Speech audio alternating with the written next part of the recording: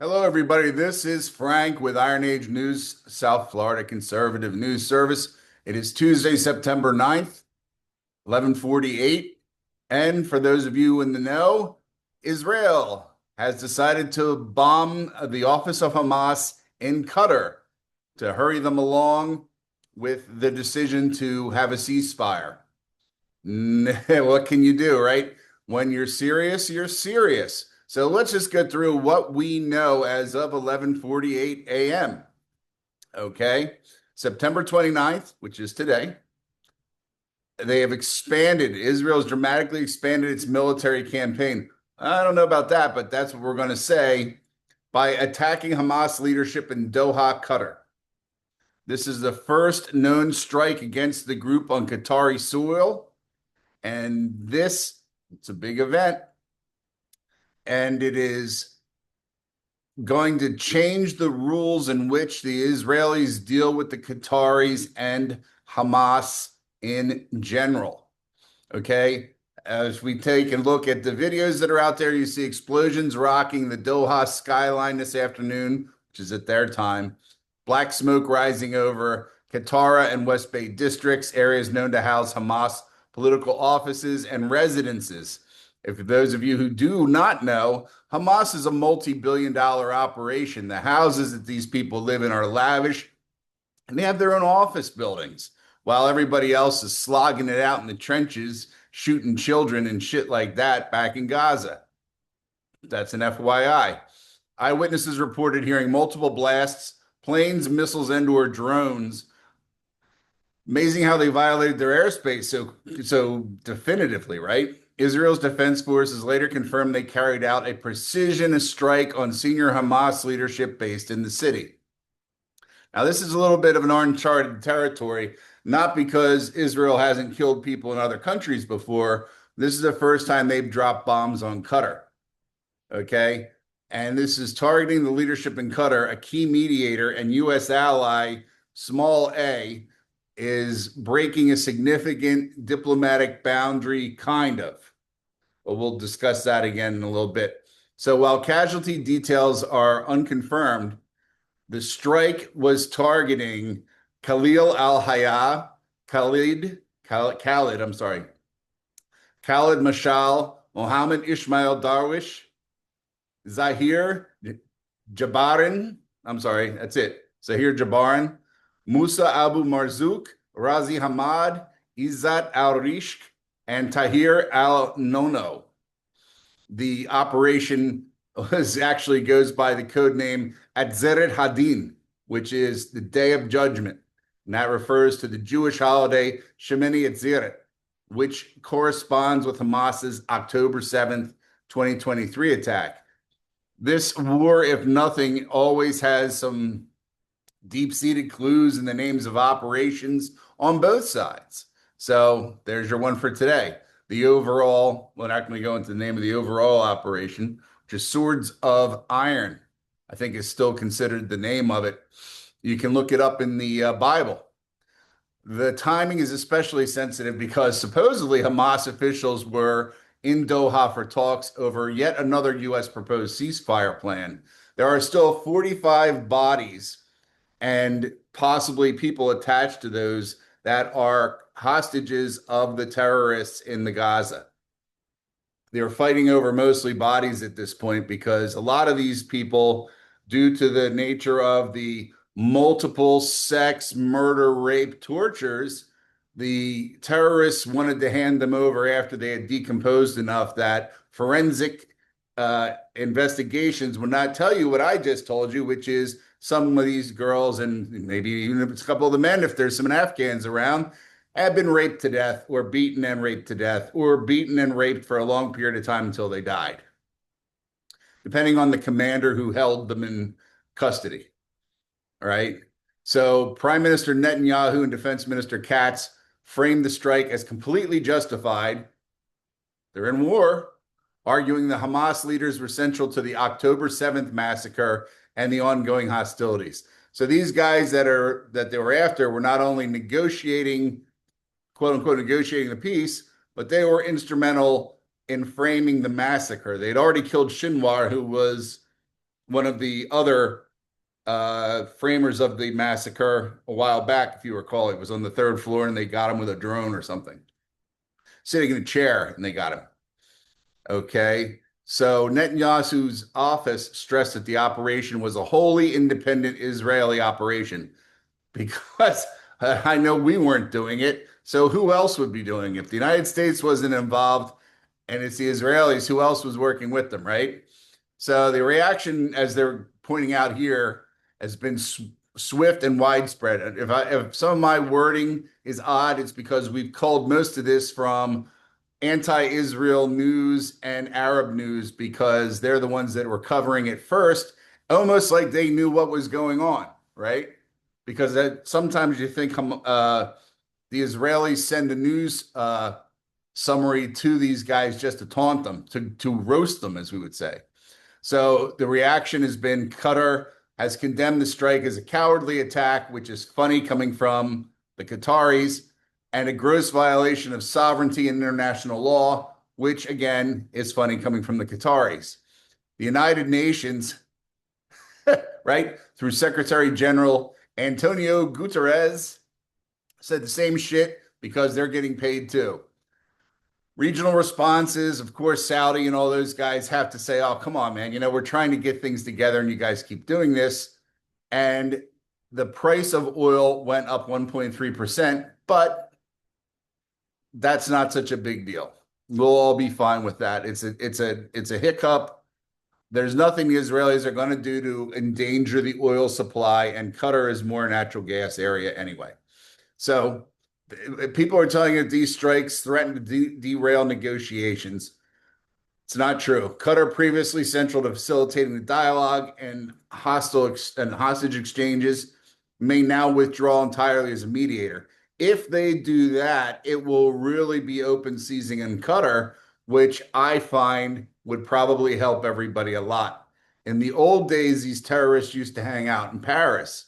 That's where the Ayatollah Khomeini and all those idiots used to hang out. You could have killed them then. Sometimes they did a little bit of work there, not so much. It's kind of hard with France being the way it is, right? But if Qatar would like to get in there, see, they have a situation where they think they enjoy the protection of the United States, so they continue to fund world terrorism, especially through Muslim Brotherhood and guys like that. And one day they're going to wake up with an American boot on their neck and they're going to wonder what the hell happened to their country, because it'd only take about 35 minutes to take it away from them. They have no military. They have somewhat of an intelligence force. But the problem is the rest of the Arabs are not super thrilled with them either, because every time they take a step forward, Qatar pulls them back 3 steps. This is the same idiot country that was going to have World Cup and all this other stuff, pretending to be European, and in the meantime, sponsoring bombers that are occurring in Europe. So they make no sense in general.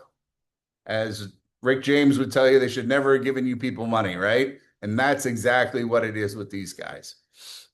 So we're waiting to hear clarity on the casualties. I would be surprised if they didn't get at least one of these guys. But the thing is, the Israelis love hitting them with these big missiles.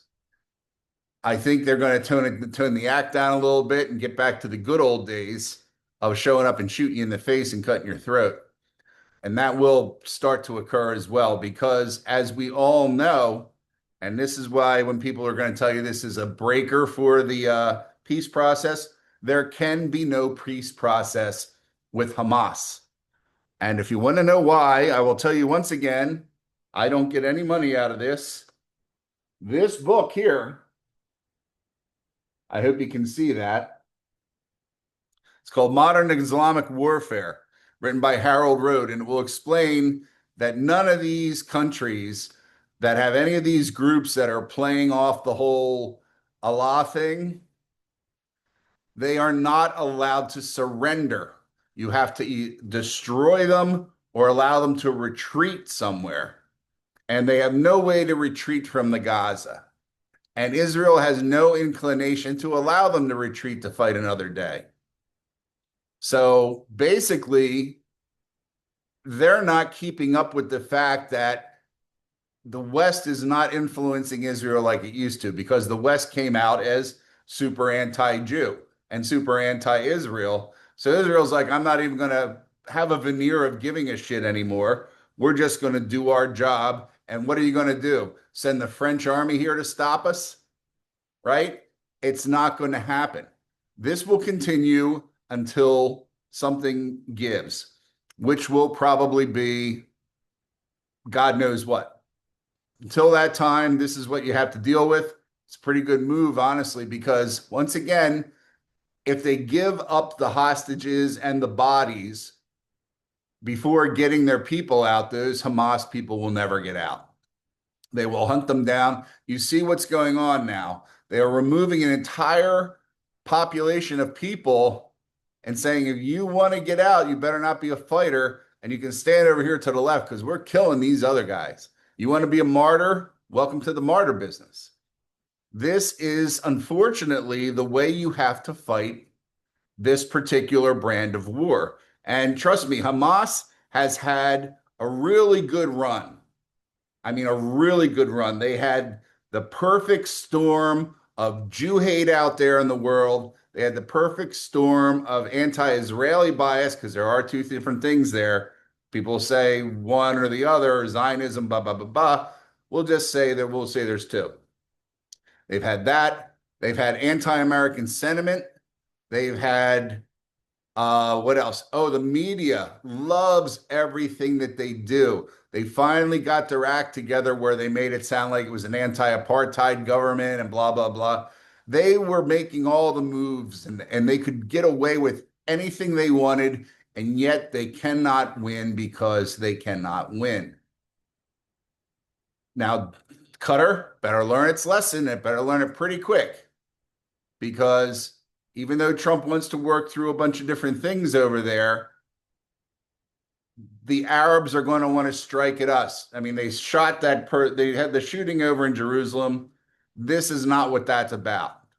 Whatever anyone's going to tell you, oh, it's because of that. No, this is about getting those 5 or 6 guys in a room together and dropping a 200-pound bomb on them.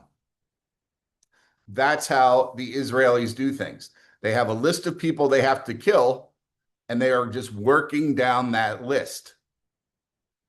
So whatever everyone's going to tell you that it's a retaliation for the other thing, it's not. They were going to do this knowing what I just told you, which is Hamas can never, ever officially surrender.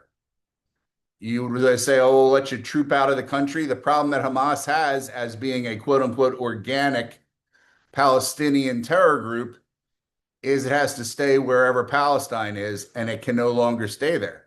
So unless you're going to lock the rest of them up for the rest of their lives, which you can't because they won't do it, you have to kill them all. And Israel is going to go along with that. And I'll hate to tell you this, but you're going to see more and more of this worldwide as the immersion of our Western culture into this Muslim Brotherhood, anarcho-terrorist nonsense bullshit continues. So don't think this is going to end them. This is just one of the groups.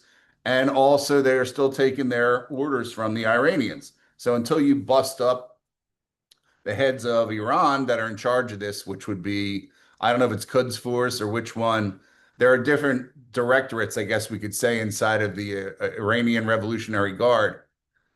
Whoever's in charge of these guys, you should bust them up one more time. You have to make it where it's not worth getting killed to run this group. And for people in a country like that and people that are of that mindset, there's always somebody who's going to take the job. We can only hope that they're going to get dumber and dumber so that the Israelis can knock them off faster and faster. So that's all we have. Don't expect a whole lot more on this one. They sort of are going to do this off and on. Expect another couple of these. Like I said, I'd like to see a real rock and roll one like the old days, you know, post-Munich massacre type. See what they come up with. But they have to make the Qataris afraid. And until the Qataris are afraid, this is going to continue. That's how it is. So that's about it. Hope you have a good day, and I will talk to you later on.